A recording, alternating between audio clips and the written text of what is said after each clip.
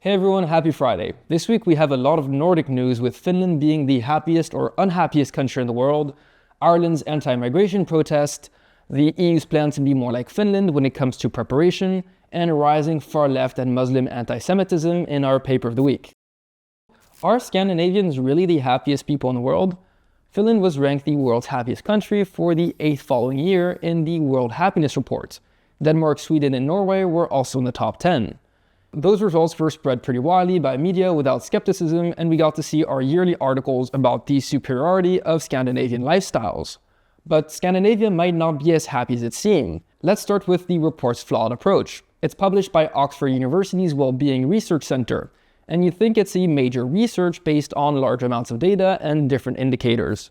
But according to that institute, it's just one single question, asking people to rate their life from 0 to 10. Also known as the Cantrell ladder, where 0 is the bottom and 10 is the top. The main problem is that this question isn't about happiness. It's an evaluation of satisfaction with people's current lives. It leaves out emotions such as joy, stress, or sadness. But it also doesn't even measure satisfaction. As research shows, framing satisfaction as a ladder makes people think about wealth and social status. So wealthier countries score higher because people compare themselves to poorer countries, not because they're happier. And while the World Happiness Report does use economic and social variables like GDP per capita and healthy lifestyle expectancy, it only does so to explain evaluations, not to make the rankings. And there are more counter-arguments. Reported life satisfaction doesn't correlate with other factors of emotional well-being.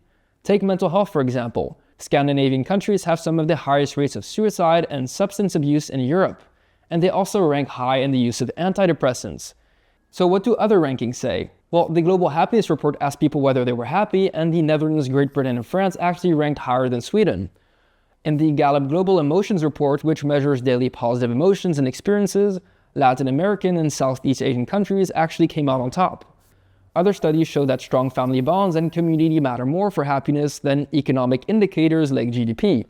So in short, the headlines about Finland are misleading. The World Happiness Report actually doesn't tell you much about happiness. Next year, when you hear about the world's happiest place, look beyond the rankings. The quiet Finnish city of Joensuu has wooden poles as its only barrier with Russia. It has no military defenses, yet it's prepared for the worst, a Russian invasion. The city has 700 bomb shelters for its whole population, evacuation plans, and a list of troops in case of attack. It shows how Finland has made its society one of the most resilient in the world. With a 1,300-kilometer border with Russia, history of invasions have taught Finland that it must be prepared. And now European governments see Finland as an example and want to copy it. So what is the Finnish model really about? Well, Finland has a strong army with 280,000 professional troops and 900,000 reservists out of a population of 5.5 million, thanks to mandatory conscription. It's not its sole focus. Instead, the whole of Finnish society, including government, companies, and civilians, play a role. The foundation of Finland's approach was first laid out in 1958, when the interior minister was made responsible for protecting citizens. Countries started requiring buildings larger than 1,500 square meters, like shopping malls and parking garages, to have bunkers. As a result, Finland has 54,000 bunkers and bomb shelters for 4.8 million people, 90% of its population. But Finland's approach also just isn't bunkers. Led by the National Emergency Supply Agency, all big companies must have emergency plans and reserves of essential goods like medicine, fuel, and water. And supermarkets, banks, and tech firms also work with the government so that services can continue during crises like cyber attacks. Finally, Finland trains its citizens for emergencies. It gives instruction manuals for food storage to first aid, schools teach survival skills, and Finland's elite, businessmen, and officials all receive crisis simulation training from the country's defense university. This is why the EU asked a former Finnish president to write a report on preparedness. His recommendations ended up in the EU's preparedness strategy presented this week, which proposes citizens to stockpile supplies for 72 hours, critical supplies and stockpiles for hospitals, transport and schools, EU-wide emergency exercises, and a European cybersecurity alert system. And European governments are taking notes, like France preparing survival manuals for households, or the Netherlands urging citizens to buy emergency supplies for 72 hours. But most Europeans aren't prepared. 58% of respondents in a Eurobarometer survey consider themselves unprepared for a crisis, and almost 2/3 thought they needed more information to prepare for emergencies. Now that Finland's approach is inspiring Europe, which is trying to create a sense of urgency in its rearmament effort, it remains to be seen whether European countries adapt. In migration news, Ireland is seeing protests over relocations of asylum seekers to smaller towns. Like many European countries, Ireland faces surging asylum applications. Last year, a record-breaking 18,000 people applied for asylum, a 300% increase in just 5 years. Ireland's strong economy, a welcoming asylum system, and an open border with the UK are leading to the huge increase. But the country's asylum system is struggling to cope with the new arrivals. The government's current housing solution for migrants is to use state-funded but privately owned direct provision centers. In fact, the amount of people in these centers has skyrocketed, increasing 600% over the past 6 years to over 33,000 people. And this has come at a huge cost because 90% of accommodation for asylum seekers in Ireland is currently privately provided in repurposed hotels, hostels, and caravan parks. As a result, in 2023, the Irish government paid 1.8 billion euros to hotel operators and real estate firms, with some making millions. This huge cost has prompted the government to develop state-run solutions by buying housing, building migrant accommodation across the country, and expanding existing centers to house migrants. And it's the location of these new developments that has sparked local protests. Many asylum centers are set to be built in small provincial towns and in poorer areas of Dublin with little consultation. In Thornton Hall, the Irish government wanted to house 1,000 asylum seekers in an area of just about 300 people, sparking backlash and protests across the country. This is happening as the Irish are increasingly turning against immigration. The government buying housing for immigrants is worsening Ireland's housing crisis, and many worry that immigrants could overwhelm public services. But another driver is fear of crime by migrants. Ireland has seen a series of high-profile sexual assaults by asylum seekers, as well as rising crime rates across the country.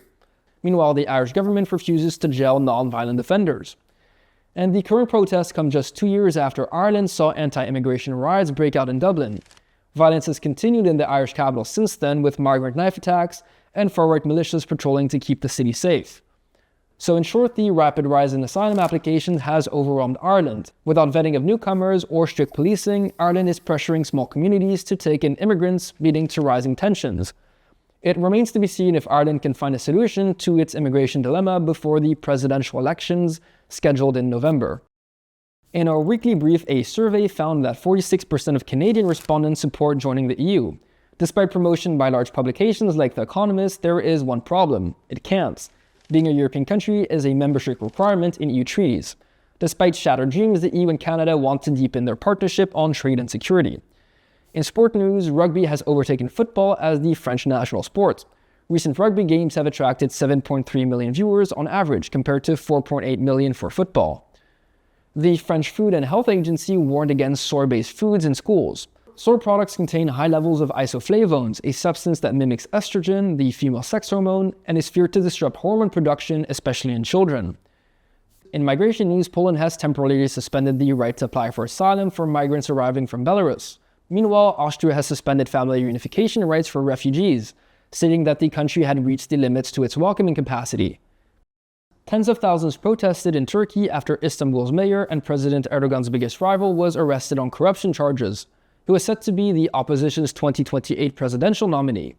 The government banned protests and has detained 1,400 protesters and journalists. The EU's response was limited to this short statement. A study commissioned by the Dutch Social Affairs Ministry claimed anti-Muslim discrimination was persistent, but the study asked just 44 Muslims who were pre-selected on having faced discrimination, several of whom were members of Muslim interest groups. In military news, European defense companies are buying up closed factories to meet rising demand for military equipment. Especially former automotive plants are being turned into factories for ammunition and drones, offering opportunities for struggling car suppliers. In the stock market, German business software maker SAP became Europe's most valuable company with a stock market valuation of 316 billion euros. It overtook Danish pharmaceutical company Novo Nordisk. In diplomacy news, the EU will provide 4 billion euros in loans to Egypt and 500 million to Jordan. Officially meant for political and economic reforms, it follows last year's migration deal with Egypt. In diplomacy, leaked signal texts about airstrikes in Yemen, US Vice President J.D. Vance and Defense Minister Hexteth have complained about having to bail out Europe and so-called European freeloading.